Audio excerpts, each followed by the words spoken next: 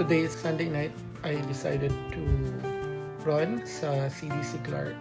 So my house is actually around 30 to 35 minutes from CDC Parade Ground. Sunday kasi closed rin yung gym. So wala namang gagawin. Mas okay na magpapawis muna.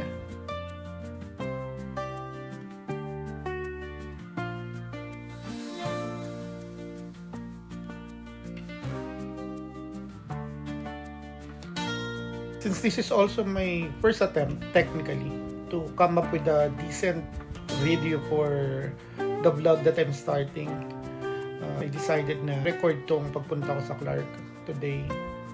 And take this opportunity to kind of introduce myself na rin. As I will continue, hopefully, to have more consistency in uploading video weekly on some of my adventures, and especially travel. Allow me to introduce myself. I'm Zeus. Ako, my late 30s. And the reason why I started this vlog is to document not really an adventure, but to document memories. Parang journal na rin.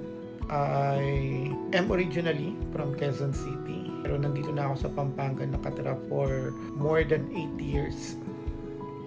It was big leap when I decided to try my luck here in Pampanga, moving from Metro Manila.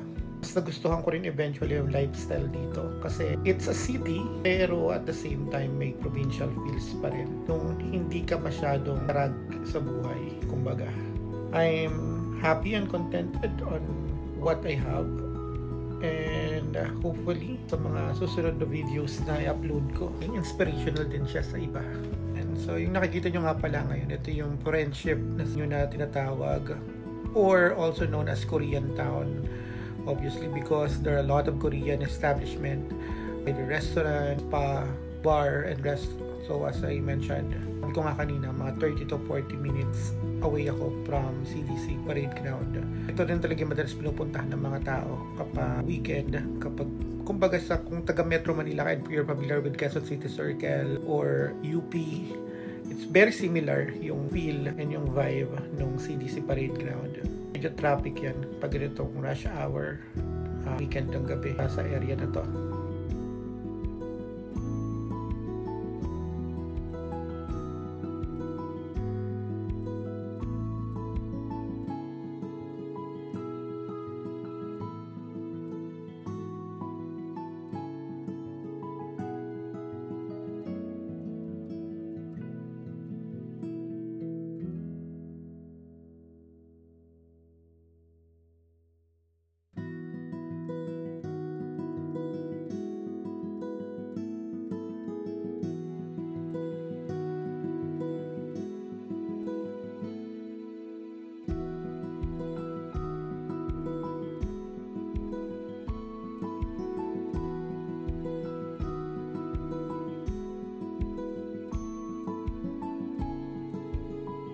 So, balik tayo, kaya ko nga nasabi na this is more of documenting memories. Na-realize ko, nasa lahi namin yung ulyanin, yung makakalimutin. And instead of uploading just photos in Facebook and other social media, so might as well try my best to record and also enhance my video editing skills. So, yun talagang nag-drive sa to come up with this vlog. To be honest, I find it a little bit cringe at first. Pero na-realize ko naman dapat ka-cringe. Perspective ko naman to. Point of view ko naman to. So, why would I feel cringe about it? Pera ko naman yung gagamitin ko for the travel or ginagamit ko for my own travel. And ang saya po rin balikan kapag nabuo mo na yung videos. Eventually, tapos ma-upload anytime. So, para talaga siyang journal. Actually, marami na akong travel. I've been to more than 10 countries and multiple cities and provinces in the Philippines. Kasi for me, it's okay nang mag-travel kaysa bumili ng other material things. Mas gusto ko yun. Hindi nga ako mahilig bumili ng bagong damit. Sando, short, ako. Gagamitin ko rin itong platform na to siguro in the future to share some tips and life hack na ginagawa ko. Especially from a financial side. Marami rin akong misses, obviously, mga desisyon sa buhay na hindi maayos, hindi eventually we learn, and it's giving forward. Minsan may mga mentor ka rin naman na tumulong sa'yo, may mga taong nagbigay sa'yo ng magandang advice na ginawa mo. So, why not share it to other people, para especially sa mga young ones, para hindi nyo na ma-experience yung same mistake. Matuto na kayo sa mga leksyon na na-experience sa mga ate at kuya nyo. I am not blessed to have that in my life, na maraming mentors, maraming tumulong. Pero at least, survive naman natin yung hirap ng buhay. Ano pa ba? Something to look forward. I'll be in Vietnam and Cambodia in the next 2 weeks. Well, I will celebrate my birthday in Vietnam. As much as possible, I always have a travel on my birthday week, or at least after our birthday month, I must say. Masaya at this point in life, kahit pa paano afford na to do that. And as mentioned, okay yun kaysa bumili ng material na bagay. Yung ma-experience mo yung culture, yun yung something na gusto ko pag nag-travel. Wala na talaga akong maisip. Talagang, this is something new to me. So, just bear with me. Hopefully, mas maging maayos yung pag-video, pag-lalagay natin ng voice over sa mga susunod na videos natin. So, thank you for watching, and hopefully you will umabot ka sa part na to. Sana makapag-subscribe. Wow, Pilingero. Again, I committed to produce and upload more quality travel videos and other type of lifestyle videos dito sa channel na to.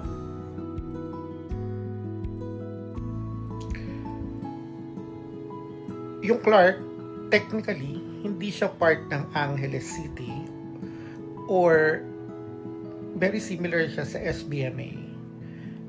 Parang autonomous area siya. Managed by Clark authorities. So it's a gated community. So it was a previous military base. Dito, yung nakikita nyo sa actually sa harapan, dyan dati yung lumang airport ng Clark.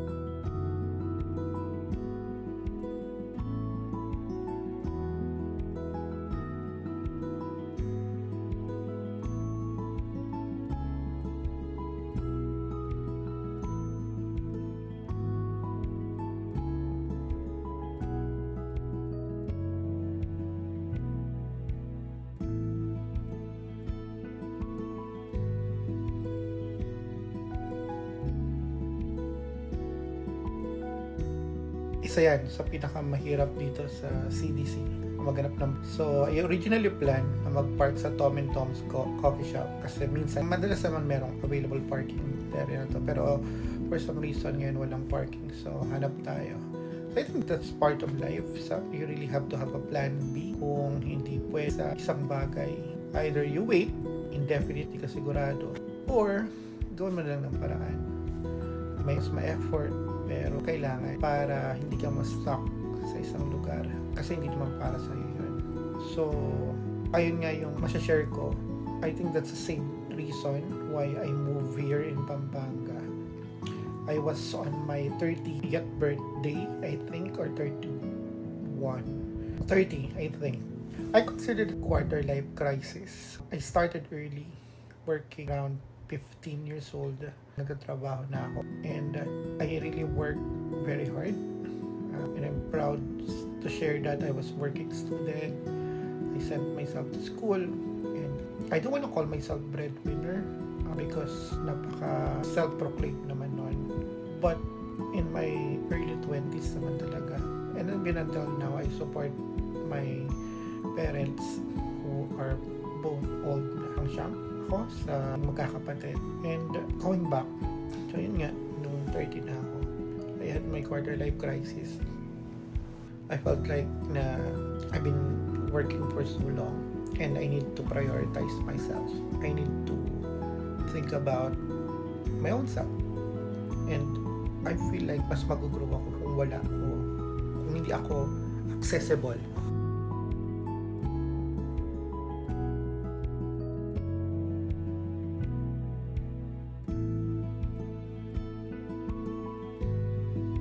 Thank you. Takbo muna tayo. Papawis.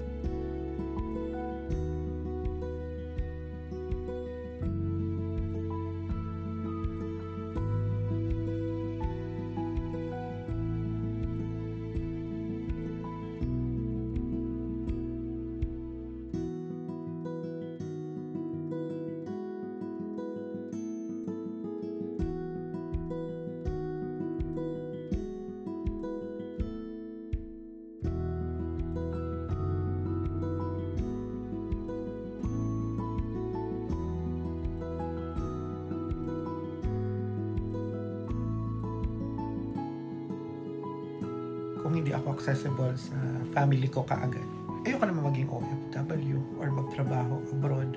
So, I moved to a different province in city. So, hindi ako immediately accessible. Pero, if may emergency at kailangan talaga, I'm just, an hour and a half, 2-hour drive para makapunta sa dapat puntahan. Pero, totoo pala talaga yun na you'll get more freedom. You are going to be forced to be responsible more kapag nag-move out ka sa comfort zone mo. Literally, moving out to another province and city. Siguro may nakaka-relate rin nun na kapag pumunta ka sa ibang bagong lugar,